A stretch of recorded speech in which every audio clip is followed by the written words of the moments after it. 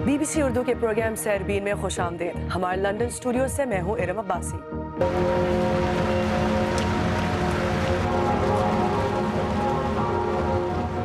Paris में जरीदे शार्ली Abdo के दफ्तर पर हमले के खिलाफ आलमी सतह पर इजहार यकजहती, जबकि पेरिस में फायरिंग के एक और वाक़े में एक खातून पुलिस एहलकार हलाक।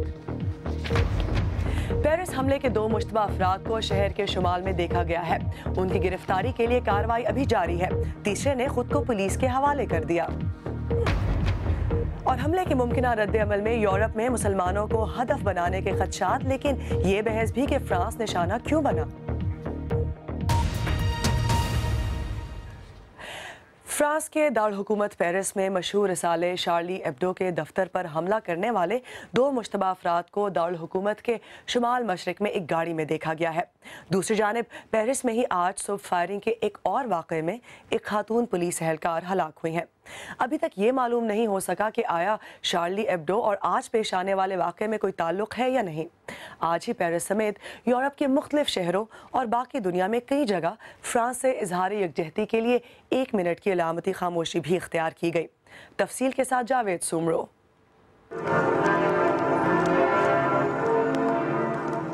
इस परेशानी और दुख में पूरा मुल्क 1 मिनट की खामोशी के लिए यकजा हुआ।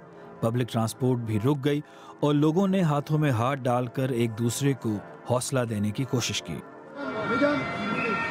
फ्रांस बुध को पेश आने वाले वाक़े के बाद संभलने की कोशिश कर ही रहा था कि जुमेरात को दारुल हुकूमत पेरिस के इलाके मूरूज में एक शख्स ने ऑटोमेटिक राइफल से फायरिंग की, जिसमें एक खातून पुलिस एहलकार हलाक हो गई। मुल्क के वजीर दाखिला जाए वक़ुआ पर पहुंचे, लेकिन उन्होंने इस वाक़े को बुध को पेश आने वाले वाक़े से जोड़ने से गुरेज करने को कहा। फ्रांस के सदर फ्रांसवा ओलांद का कहना था कि मुल्क के दिल पर हमला हुआ है और शार्ली एब्डो पर होने वाला हमला एक गैर मामूली जालिमाना तर्ज अमल था। यकजहती के इजहार के लिए उनके सियासी हरीफ निकोलस सार्कोजी ने उनसे मुलाकात की और उसे जमहूरियत के खिलाफ हमला करार दिया। महज़ब लोगों को बिला इम्तियाज इस बर्बरियत के खिलाफ यकजा होना चाहिए। ये हमारी इक़दार के खिलाफ ऐलान जंग है और ये माशरे की जिम्मेदारी है कि वो अपना दिफा करे, और हमने ऐसा ही करने का फैसला किया है। फ्रांस इस वक्त हाई अलर्ट पर है और वहाँ पूरी रात सर्च ऑपरेशन जारी रहे। पुलिस कमांडोज ने आज सुबह रॉस नामी इलाके में एक इमारत पर छापा मारा और पुलिस वालों को शक है कि एक मुबैना हमला आवर का ताल्लुक यहाँ से है, जिसने खुद को पुलिस के हवाले कर दिया है। दूसरे 2 हमला आवरों की तलाश जारी है। उनमें से एक शरीफ ख्वाशी हैं और दूसरा उनका भाई सईद है। ये शरीफ हैं। ये 10 साल पहले की एक रिपोर्ट से ली गई तस्वीर हैं। इन भाइयों को एक ऐसी गाड़ी में देखा गया जिसकी नंबर प्लेट को कवर किया हुआ है। खुफिया इदारे इन अफराद से वाकिफ थे। हमें मुल्क में और बैरून मुल्क शिद्दत पसंदी से ऐसे खतरे का सामना है जिसकी मिसाल नहीं मिलती। पुलिस ने ऐसे कई गिरोहों को ख़त्म किया है जो हमलों का मंसूबा बना रहे थे, जो इस बात का सबूत है कि हम कार्रवाई कर रहे हैं।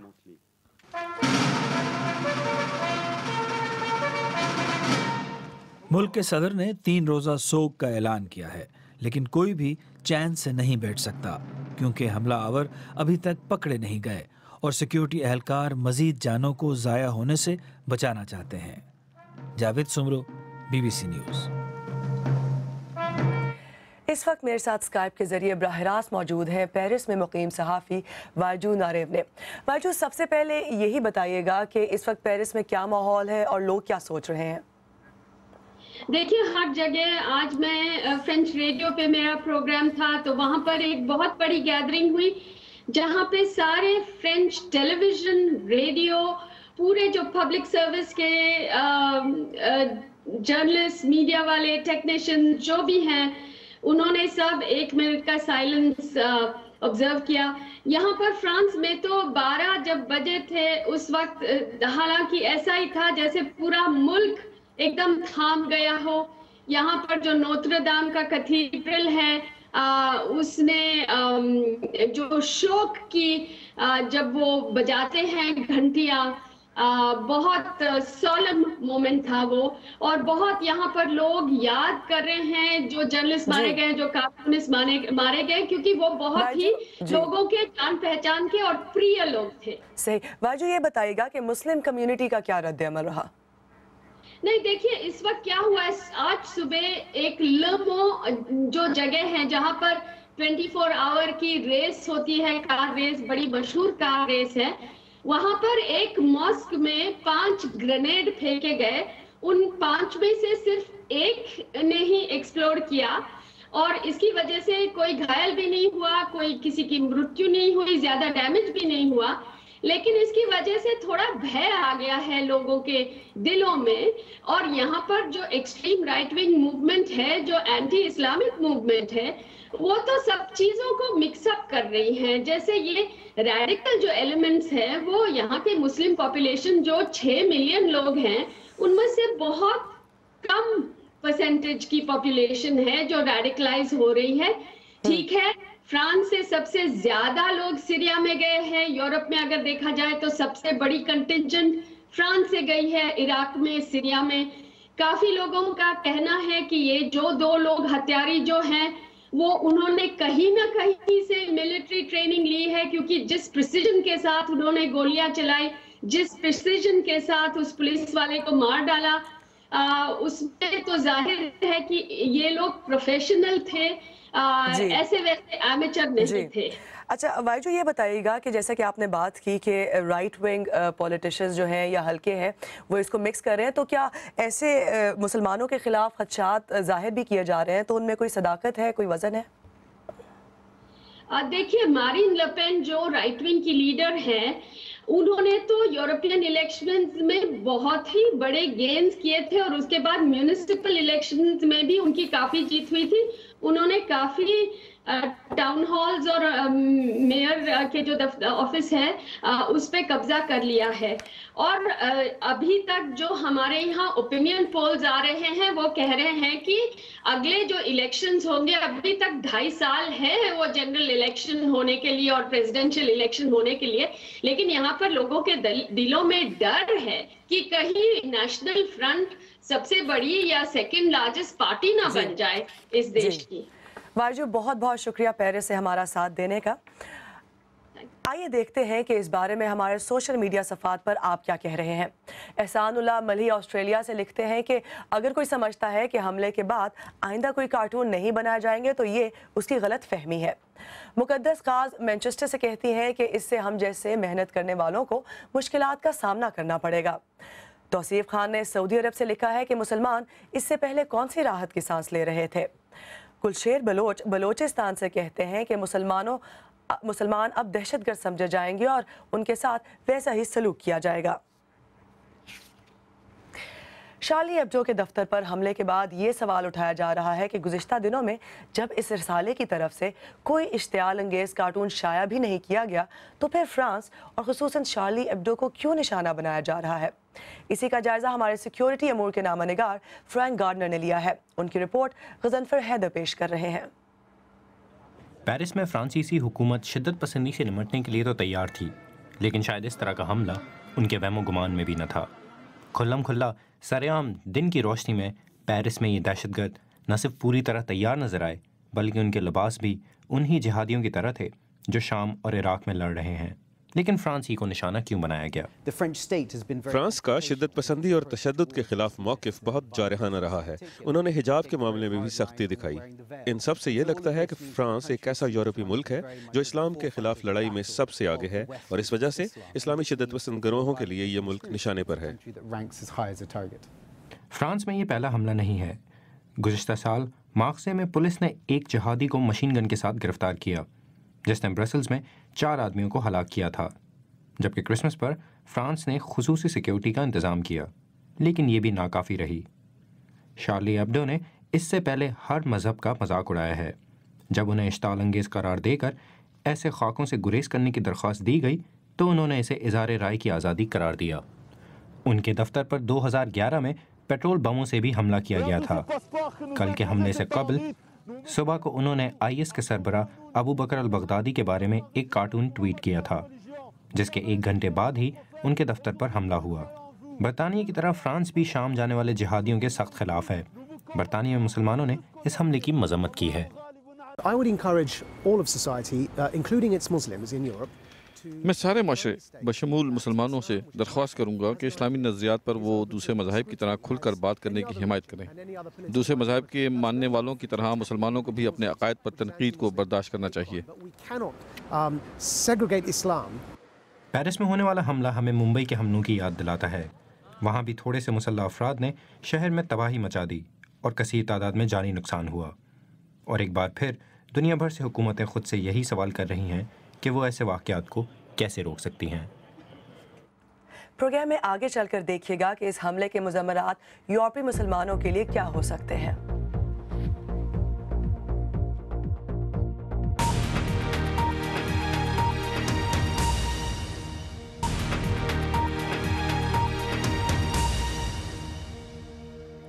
BBC उर्दू के प्रोग्राम से अरबीन में एक बार फिर खुशामदीद। मैं हूँ इरम अब्बासी। फ्रांस के रिसाले शार्ली एब्डो के दफ्तर पर हमले के बाद दुनिया भर से शदीद रद्दअमल सामने आया है।